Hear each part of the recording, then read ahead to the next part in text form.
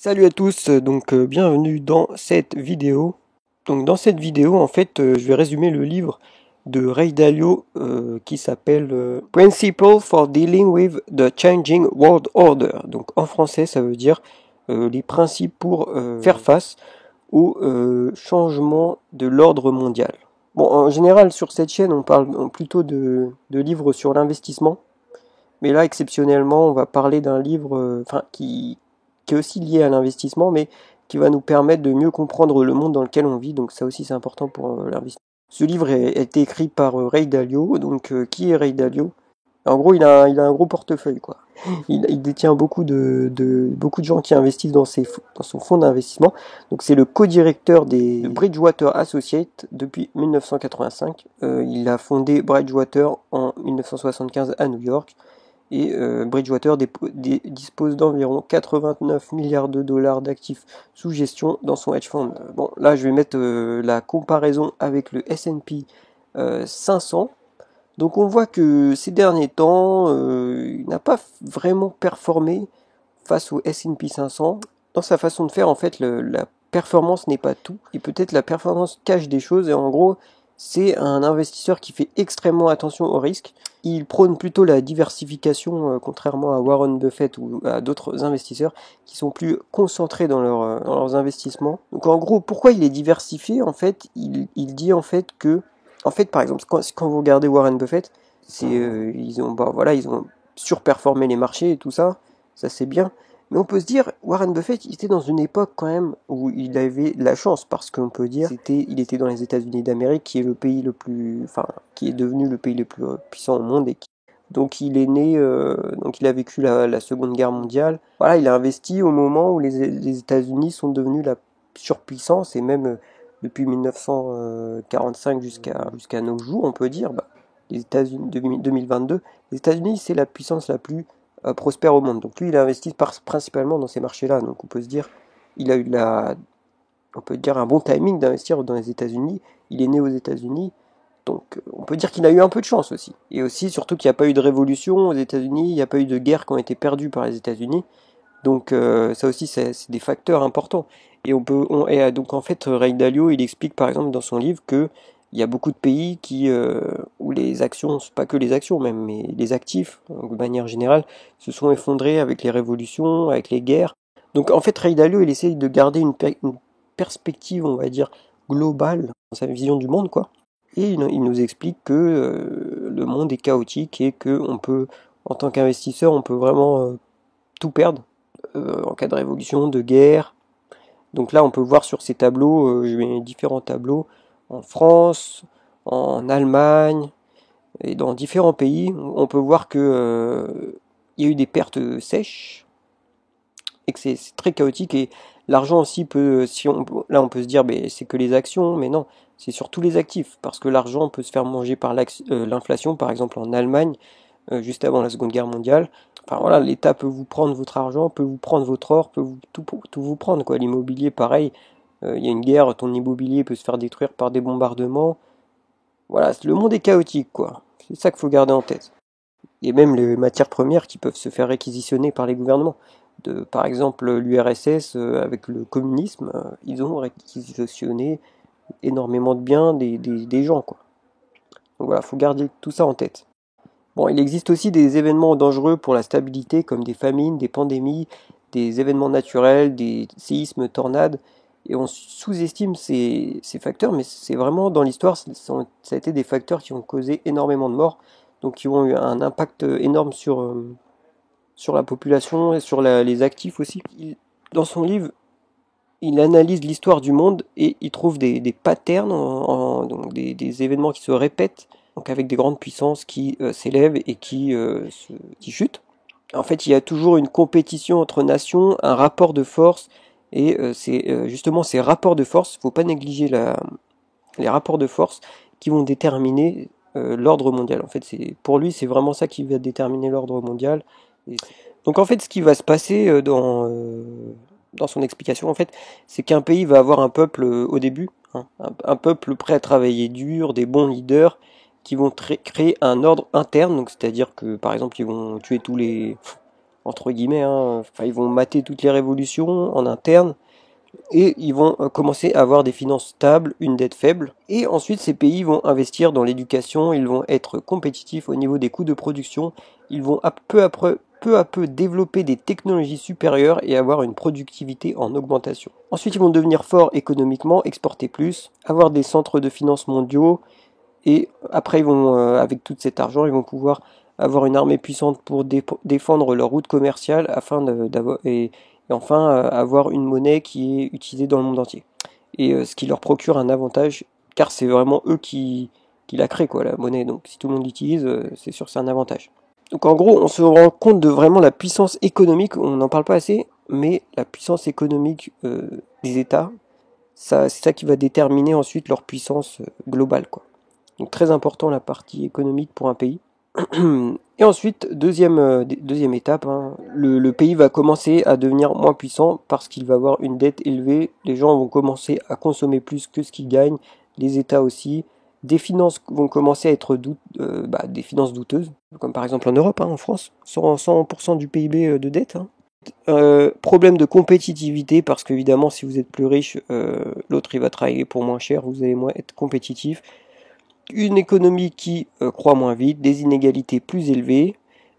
Ensuite, parce que là, dans la phase croissante, j'ai pas dit, mais tout le monde globalement s'enrichit. Plutôt, c'est un enrichissement global, même si certains s'enrichissent plus, mais tout le monde globalement s'enrichit. Alors que là, dans la phase de décroissance, il va commencer à y avoir des inégalités de plus en plus élevées. Donc, on peut voir ça aux États-Unis, en Europe aussi, que par exemple la classe moyenne va commencer à s'appauvrir. Donc il peut, et en fait cet appauvrissement, cette différence de richesse, ça peut créer des conflits internes et aussi des conflits externes parce que d'autres puissances peuvent se dire, eh ben, tiens, il y a une révolution interne, c'est parfait, on va attaquer ce pays. Je pense à l'Ukraine notamment, qui a eu une révolution avant que la Russie attaque. Et à ce moment-là, une autre puissance va alors prendre le relais. Donc ça peut être par exemple une puissance qui va les challenger militairement, qui va gagner, ou pas militairement, mais c'est vrai que en général, enfin dans l'histoire, c'était militairement. Aujourd'hui, prenons l'exemple d'aujourd'hui, la puissance dominante c'est les États-Unis, mais on va voir que la Chine est en train de potentiellement pouvoir les dépasser, du moins elle est sur la bonne route. Donc pour examiner en fait la puissance d'un empire ou d'un pays, il y a 8 facteurs qui vont déterminer la puissance d'un pays. Les 8 facteurs, donc la force militaire, donc premier facteur. Ensuite le fait d'être un centre de finance mondiale, donc là pensez aux États-Unis, première armée mondiale. Le fait d'avoir un centre de finance mondiale, c'est-à-dire que tout le monde, que la plupart des échanges se font dans le pays en question. Ensuite le commerce, donc voilà, commerce. Production économique, donc avoir une économie qui produit quelque chose. Ensuite, l'innovation et la technologie. Donc, la technologie va permettre aussi d'avoir une armée plus puissante. Ça va être un cercle vertueux, on va dire. Parce que si vous avez une bonne technologie, votre armée va être technologiquement supérieure aux autres. L'éducation, donc avoir une bonne éducation. Le fait d'être compétitif au niveau des coûts. Avoir une monnaie de réserve au niveau mondial. Donc là, on peut voir que, je sais plus combien c'est, mais à peu près 60% des échanges mondiaux se font en dollars, non, je crois. Enfin, je dis ça au doigt mouillé, hein, mais enfin, bref, la plupart des échanges mondiaux se font en dollars. Donc je vais mettre un lien en dessous vers le site de Ray Dalio qui va permettre de savoir où se situent les pays suivant différents facteurs. Donc vous pouvez cliquer sur le lien, vous allez voir la France, l'Europe, la Chine. Donc en gros les dernières puissances historiques mondiales, enfin Ray Dalio, il va regarder les 1000 dernières années. Les dernières puissances, ça a été les Pays-Bas, suivi de l'Angleterre, suivi des États-Unis après la Seconde Guerre mondiale. Donc vous pouvez voir sur ce graphique l'évolution des puissances des pays dans le temps.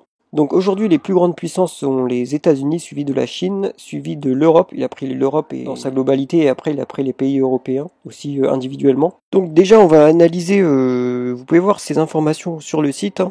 Je vais analyser les top puissances ainsi que peut-être quelques pays du style de la France ou tout ça, comme ça vous pouvez vous faire votre idée. Donc déjà il y a ce qu'il appelle les cycles, donc ça va permettre de savoir où se situe le pays en termes de changement de puissance en gros. Ensuite il va y avoir les 8 mesures de pouvoir que j'ai dit, ce qui va permettre de déterminer où se situe un pays à l'heure actuelle. Et après, il y a des facteurs additionnels aussi qui vont permettre de déterminer la puissance d'un pays que on va voir. Donc déjà, on peut voir que les États-Unis, par exemple, là, on a le rang de chaque pays. Donc on peut voir les États-Unis. Donc là, par exemple, les États-Unis, là, on voit que dans les cycles qui permettent de déterminer la trajectoire d'un pays à l'heure actuelle, on voit que quelles vont être, comme quand on regarde une entreprise, est-ce que les finances sont bonnes, est-ce que le pays gère bien ses finances. Donc là, on peut voir qu'ils sont 10e. Au niveau de la dette, énormément de dettes, ils sont 11e. Voilà. Au niveau des grandes puissances, il y a une croissance expectée, voilà, 4e. Ensuite, l'ordre interne, là, on peut voir en fait que ça va être par exemple le risque de révolution. On peut voir qu'aux États-Unis, il y a un risque assez élevé en fait. Parce qu'il y a eu pas mal de révoltes, notamment la prise du Parlement, je ne sais pas si vous en rappelez, la répartition de la richesse et des opportunités. Donc là, on voit qu'ils sont 9e. Au niveau, là c'est sur, je sais plus combien de pays, je crois que c'est 11 pays, non?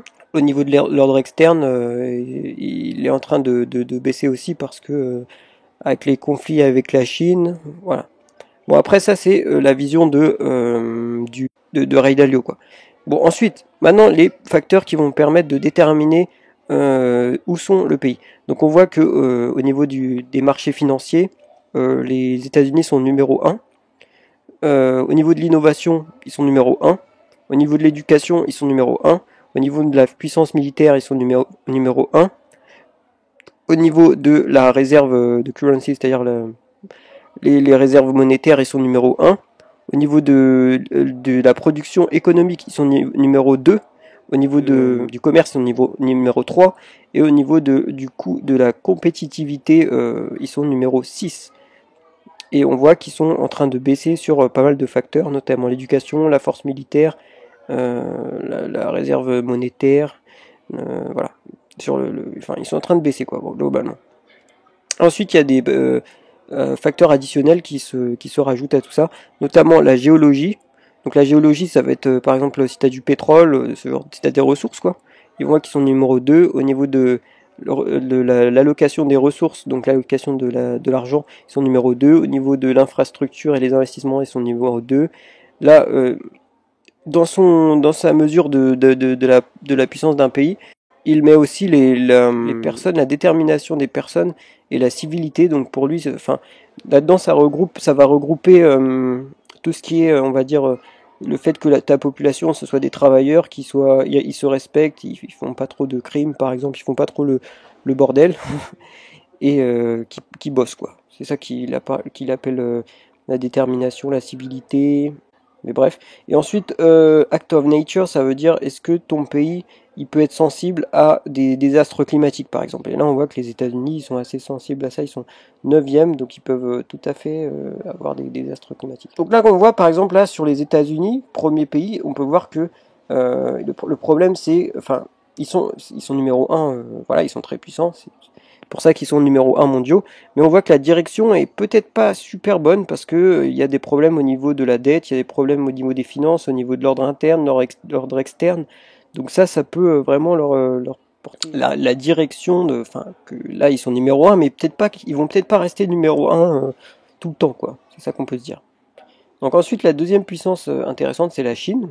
Donc je vous laisse regarder tout ça. Bon, je vais me concentrer, je vais analyser un peu tout pour les deux premiers pays et pour les pays importants. Mais vous pouvez analyser ça sur le site. Je vais vous mettre un lien en dessous. Bah, bien sûr c'est en anglais. En résumé, par exemple, la Chine, on peut voir que leurs finances sont meilleures que celles des États-Unis, que au niveau des opportunités de chacun, c'est pas super, qu'il y a même un risque de révolution interne, un petit peu moins que les États-Unis, parce que là, on peut voir que les États-Unis sont 11e, alors que la Chine sont 7e. On va voir que par exemple avec l'Europe, je pense qu'il y a un meilleur ordre interne. Voilà, on a un meilleur ordre interne que la Chine et les États-Unis.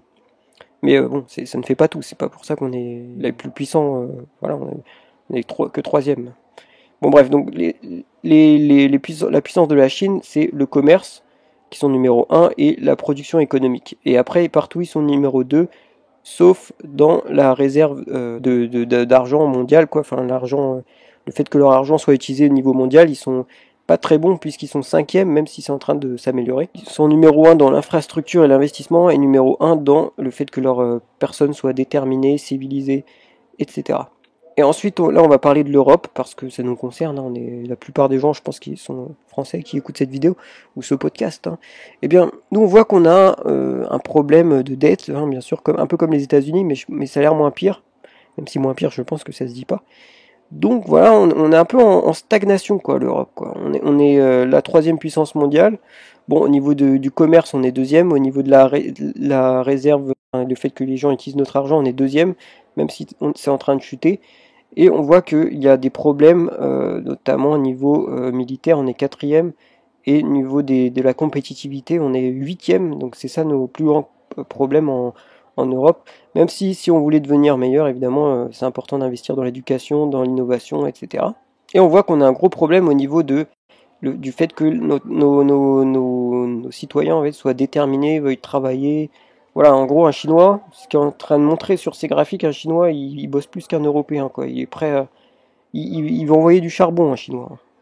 C'est pas pour ça qu'on dit travailler comme un Chinois, hein. Voilà, il faut le souligner. On appelle ça pas d'amalgame. Pas d'amalgame. Et après, on va analyser la France, vous allez voir, ça va être rigolo. Donc ensuite, la 4e puissance mondiale, ou la 3e si on exclut l'Europe, c'est l'Allemagne. Voilà, donc on peut voir que l'Allemagne, ils ont un gros problème au niveau de la compétitivité, au niveau de la puissance militaire, au niveau des marchés, le fait d'être un marché mondial. Et on voit que, par exemple, les gens, ah bah tiens, ils ont mis 8e en détermination des gens. Enfin voilà, vous pouvez voir ça, je résume vite fait, hein, les forces et les faiblesses des pays. Donc là, l'Allemagne, les forces, ils sont très très bons au niveau de la dette. Ils gèrent très bien leurs finances. Par contre, ils ont des problèmes au niveau militaire, au niveau du fait que leur marché ne soit pas un centre de finance mondiale, ils ne sont pas compétitifs au niveau des coûts. Ensuite, on a le Japon. Ouais. On va faire le Japon et après on va passer direct à la France. Ils ont un ordre interne super et tout. En gros, ils ont l'air à peu près moyens un peu partout, quoi. Ils sont pas super mauvais, ils sont pas super bons. Je fais par ordre des puissances. Donc l'Inde, on peut voir que c'est un pays qui est très compétitif au niveau des coûts, c'est ça leur force principale. Mais bien sûr, ils ont des gros problèmes, notamment au niveau de l'innovation, de la technologie, de l'éducation. Ils ont beaucoup d'investissements à faire là-dedans. Mais c'est un pays vraiment, on voit, ils ont plus d'1 milliard d'habitants. Donc ils ont beaucoup de potentiel, ils sont en train de croître très vite. Donc potentiellement ils vont rattraper, on ne sait pas jusqu'où ça va aller, hein. Peut-être qu'ils vont rattraper l'Europe, le Japon, ils vont sûrement rattraper le Japon, hein, c'est sûr. Mais voilà, on va voir où ça va aller. Peut-être qu'ils vont rattraper la Chine, peut-être ça va être la nouvelle puissance après la Chine, on ne sait pas. Ensuite, ils ont mis le Royaume-Uni et ensuite la France. Donc je crois qu'on est 8e, donc je vais m'attarder un peu sur la France. Donc on a des problèmes, en fait notre plus gros problème c'est au niveau de la détermination de nos personnes apparemment. Donc je sais pas, on se plaint beaucoup, on n'est pas très civilisé, on n'est pas très déterminé, je pense qu'on peut le dire, hein. On est moins déterminé que certains pays, on va dire. Mais voilà. Donc c'est ça notre faiblesse. Après, on n'a pas forcément de force globale. Sauf là, mais ça c'est pas au niveau des mesures de pouvoir, mais c'est plus au niveau ce qui va permettre de déterminer la direction dans laquelle on va aller. On voit que l'ordre interne, au niveau de la richesse et des différentes opportunités de richesse que les gens peuvent avoir, on voit qu'on est numéro 1. Mais on a des problèmes dans pas mal de choses, notamment aussi un des gros problèmes aussi c'est l'allocation des ressources. Donc en gros c'est ça nos grosses faiblesses, c'est au niveau de l'allocation des ressources et de la détermination, du caractère de nos habitants, si je puis dire. Donc ensuite il y a les Pays-Bas. Bon, je vais pas détailler, hein. Ensuite la Russie. Par exemple, on peut voir que la Russie, niveau des ressources naturelles, ils sont numéro 1. Niveau de l'allocation des ressources, ils sont numéro 1. Par contre, ils ont des gros problèmes au niveau du commerce, au niveau des marchés, au niveau de leur production économique. Ils sont vraiment pas très bons quoi là-dessus, quoi. Et je crois qu'ils sont 3e militairement, ouais, 3e militairement. Mais bon, après ça peut changer ça, hein. Vous voyez que si on n'a pas une économie solide aussi, c'est compliqué de financer. Et aussi si on n'a pas au niveau de l'innovation et de la technologie, si on n'est pas très bon, eh ben c'est difficile de financer une armée puissante, quoi. Ensuite, il y a l'Espagne, voilà, c'est tout. Bon, il y a plein de graphiques intéressants, vous pouvez aller voir le lien que je vais vous mettre. Donc après, comment ça peut nous aider? Bah, je pense que ça peut nous aider lorsqu'on va investir dans des actions, des entreprises, bien pour savoir un peu la trajectoire économique d'un pays, parce que si on investit dans la première puissance mondiale, qui va rester la première puissance mondiale au monde, on peut se douter que les entreprises de cette puissance vont rester prospères et vont faire des bénéfices, quoi. Que l'économie va être bonne. Après, l'auteur, c'est un Américain, il parle des États-Unis et de la Chine particulièrement. Donc, on peut voir qu'un pays comme les États-Unis, ils ont des problèmes de conflits internes, des problèmes d'inégalité, des problèmes de conflits externes avec Taïwan et la Chine. Voilà. Alors, ensuite, l'auteur, il donne son avis là-dessus, c'est assez, faut pas de courage pour dire ça. Il pense que les États-Unis ne devraient pas défendre Taïwan, car il pense que ça n'a aucun intérêt, que la Chine, de toute façon, n'abandonnera jamais l'idée de s'en emparer. Ça coûtera trop cher aux États-Unis de le défendre et ça n'a pas vraiment d'autres intérêts autres que, garder le fait que Taïwan soit une démocratie, hein, mais bon. Donc l'auteur, il parle beaucoup de la Chine et il a vécu beaucoup en Chine. Il explique que la Chine a toujours été une puissance mondiale et que en fait ils ont un complexe en fait parce que les occidentaux comme l'Angleterre ont commis des ingérences dans ce pays. Par exemple, l'Angleterre à un moment c'était la puissance dominante et elle voulait acheter des porcelaines chinoises que l'on trouvait nulle part ailleurs. Mais en fait la Chine n'avait pas besoin de produits anglais. Et tout ce qu'elle voulait, la Chine, c'était de l'argent. L'Angleterre, elle lui payait avec de l'argent. Je parle de l'argent, de matériaux, quoi. Et en fait, ils ont donné de l'argent en échange de ça, jusqu'à ce que leur réserve soit vide. Et ensuite, ils ont trouvé un moyen. En fait, ils ont vendu de l'opium aux Chinois en échange de leur porcelaine. Voilà, ça a mené à la guerre de l'opium. Et ensuite, le Japon aussi, il y a eu des problèmes avec le Japon parce que il y a eu la guerre avec le Japon. Ça a été horrible pour la Chine. Et donc en gros, les Chinois appellent ce siècle le siècle de la grande humiliation, et c'est pour ça qu'ils voient très mal lorsque les Occidentaux leur parlent de droits de l'homme, etc., parce qu'ils voient ça comme une ingérence, et en gros leur façon de diriger c'est très différent, c'est-à-dire que eux c'est des dirigeants vers les dirigés, c'est un peu top-down en fait. En Chine il faut respecter le commandement parce que c'est lui qui décide pour le collectif, contrairement aux Occidentaux où c'est bottom-up, c'est-à-dire que c'est le peuple qui décide ce qui est mieux pour lui. Il indique aux dirigeants. Donc en Chine, il y a un grand respect pour les anciens. Donc c'est un peu dans cette même idée de respecter celui qui dirige. Là, c'est respecter les anciens. Et ça remonte à Confucius. Et en gros, à un moment, il parle de Deng Xiaoping, qui est connu pour avoir dit « Peu importe que le chat soit noir ou blanc, s'il attrape des souris, c'est un bon chat ». Et en gros, en fait, la Chine était communiste en fait, et ils ont adopté le marché libre. Donc, et en gros, à ce moment-là, le dirigeant, il pensait que le capitalisme n'était pas contraire au communisme, notamment. Là, il y a beaucoup de gens on entend beaucoup de gens dire oh là là, moi je suis communiste, je suis opposé au capitalisme. Mais là, on voit que la Chine, ils ont fait les deux, quoi. Ils se sont dit qu'est-ce qui marche, est-ce que ça marche, est-ce que on peut l'appliquer? Si oui, ça marche, on l'applique, quoi. C'est des pragmatiques. Et en gros, en fait, pour eux, c'était pas opposé au communisme parce que, en fait, si ça permettait à tout le monde de s'enrichir, le communisme, c'est ça. On veut que tout le monde, avec Marx, moi j'ai jamais lu Marx, mais c'est ce que j'ai compris. En gros, il veut que la communauté s'enrichisse, c'est pas seulement une élite. Ils se sont dit, bon, si ça profite à tout le monde globalement, et on voit que ça profite pour l'instant, ça profite à tout le monde, parce que la classe moyenne chinoise est en train de s'enrichir, eh bien, ça pose pas problème. Et quand un pays au début s'enrichit, eh bien devient plus puissant, eh bien tout le monde en profite plus ou moins. Mais après, dès qu'il y a dès que la puissance commence à y avoir des inégalités et que le pays se divise, eh bien là c'est une autre histoire. En conclusion, qu'est-ce qu'on peut en tirer en conclusion pour nos investissements? Donc déjà, il vaut mieux investir dans des pays qui sont gentils avec les investisseurs, donc, qui essayent pas de tout nous prendre, donc qui ont une stabilité et qui ont une croissance potentielle forte, qui sont de grandes puissances aussi, et mais on peut pas tout prévoir, il faut garder en tête, le monde est chaotique, qu'on peut perdre beaucoup d'argent en cas d'instabilité, en cas de... Enfin voilà. On peut se dire que avoir une stratégie Ray Dalioesque, ça peut être une bonne idée.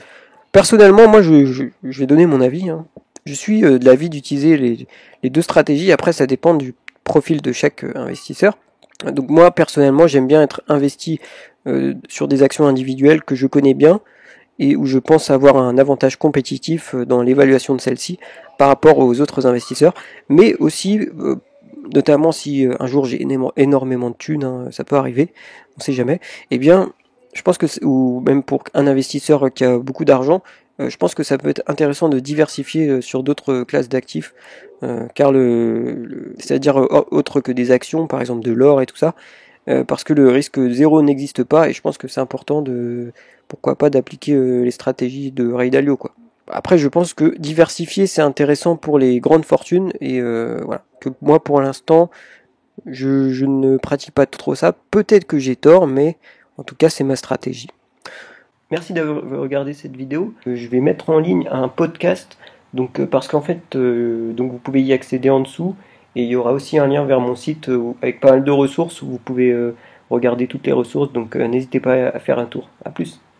Donc voilà, j'espère que cette vidéo vous a plu. Si c'est le cas, mettez un pouce bleu, abonnez-vous. Bah merci beaucoup. Voilà quoi, je n'ai rien à dire. J'espère que ce résumé vous a plu. À plus.